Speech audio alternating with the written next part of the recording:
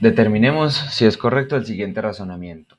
Este es un ejercicio teórico, pero antes de empezar a analizar definiciones, considero que es más fácil si entendemos bien esta integral. Esta integral es entonces el área bajo la curva de la función 1 sobre x en el intervalo menos 2 a 2. Entonces, si graficamos la función 1 sobre x, nos queda más fácil entender que nos están, pues que, cuál es el procedimiento que están haciendo ahí. Entonces, hagamos una gráfica sencilla, el eje x, el eje y. Y recordemos, entonces, la integral, pues la función 1 sobre x es una función muy común, la mayoría ya se la saben. Es una función que es una función decreciente. Entonces, a medida que el valor de x aumenta, a medida que el valor de x es más grande, el valor de y disminuye. Entonces, por ejemplo, si x es igual a 5, ¿qué nos va a devolver y? Pues, ¿qué nos va a devolver la función? Que y es igual a un quinto. Entonces, miren que es una función que se vuelve cada vez más pequeña. Miren que si x es igual a 20, pues la función nos va a devolver 1 sobre 20. Entonces, miren que es una función decreciente a medida que x aumenta. ¿Y qué otra característica tiene? A medida que x es más pequeño, ¿cierto? Por ejemplo, cuando x es 1, entonces nos va a devolver 1. Pero miren que a medida que la función es más pequeña, por ejemplo, un medio, si x es igual a un medio, entonces miren que sería 1 sobre un medio.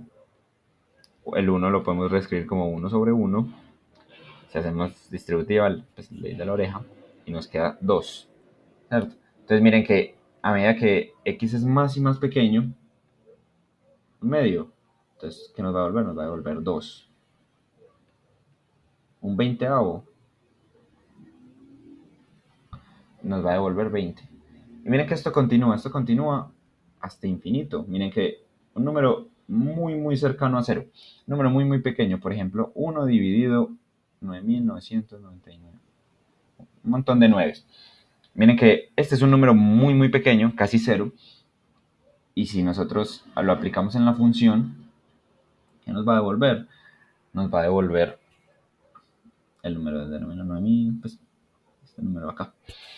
Entonces miren que esta función es una función que tiende a infinito, porque hay infinitos números que se acerquen a cero. Pues nosotros podemos poner aquí la cantidad de 9 que queramos y nunca va a ser cero, siempre se va a acercar.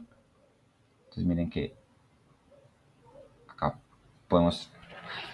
tenemos una función que tiende a infinito. Entonces si la vamos a graficar, entonces podemos poner por ejemplo el punto que ya conocemos, 1,1, y veríamos que entonces esta función viene de un número gigante y se va haciendo cada vez más y más pequeño.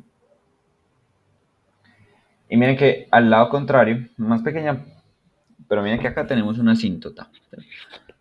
Tenemos una asíntota que es la asíntota x y igual a 0.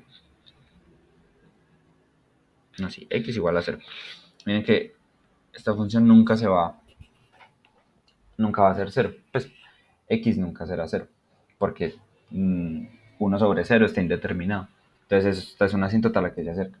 ¿Y cómo es al otro lado? Miren que es exactamente lo mismo. Si tenemos, por ejemplo, x igual a menos 1, la función nos va a devolver menos 1. Entonces miren que es exactamente la misma función, pero se refleja.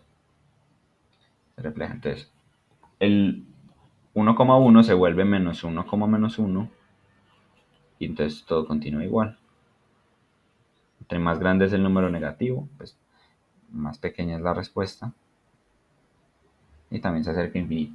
Entonces miren que es solamente como habladito, como entendiendo la gráfica. Pues ya vamos a ir más a la teoría, pero solamente viendo la gráfica, ¿a qué sería igual esta integral? Si es en caso de que esto se pudiera hacer así.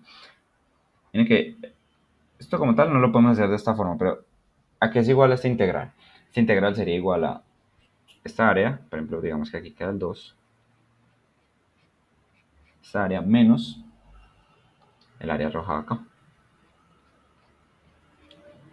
Vemos que acá también está el 2. Entonces miren que eso qué es, eso es infinito, ¿cierto? Entre el 0 y el infinito, y el 2 hay infinitos, pues el área es infinita. Entonces miren que esto es infinito, menos que menos infinito, ¿cierto? Porque esta área también es infinita. Entonces, solo viéndolo de esta forma como habladita, ya podemos ver que esto es una indeterminación.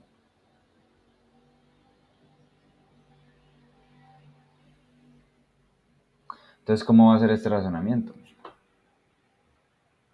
Falso. Pero es que no solo es que el resultado del razonamiento esté mal, pues el resultado de la integral que hicieron esté mal, sino que también está mal expresado. O sea, recordemos que esta es una integral que tiende a infinito. ¿Y cómo se llaman esas integrales? Esas son integrales impropias. Entonces recordemos que cuando tenemos una integral impropia, si tenemos esto acá, si nosotros quisiéramos escribir esta integral de acá correctamente, entonces una integral impropia es una integral en la que estamos definiendo el área como un límite. ¿Y por qué como un límite? Porque nosotros nos estamos acercando a un valor, pero nunca podemos tomar ese valor. ¿Qué me refiero con esto? Miren que se nota más claro cuando hagamos la primera. Entonces, si dividimos esto en límite, entonces esto sería el límite. Por ejemplo, empecemos con el área roja. Entonces, esto sería el límite cuando t, por ejemplo, tiende a 0 por la izquierda. Ahora sí de la integral.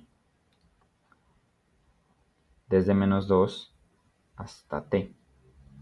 ¿Por qué? Porque nosotros no podemos definir el área en 0, porque la función nunca llega hasta 0. Entonces nosotros tenemos que usar un límite para expresar que nos estamos acercando a 0 sin llegar a 0.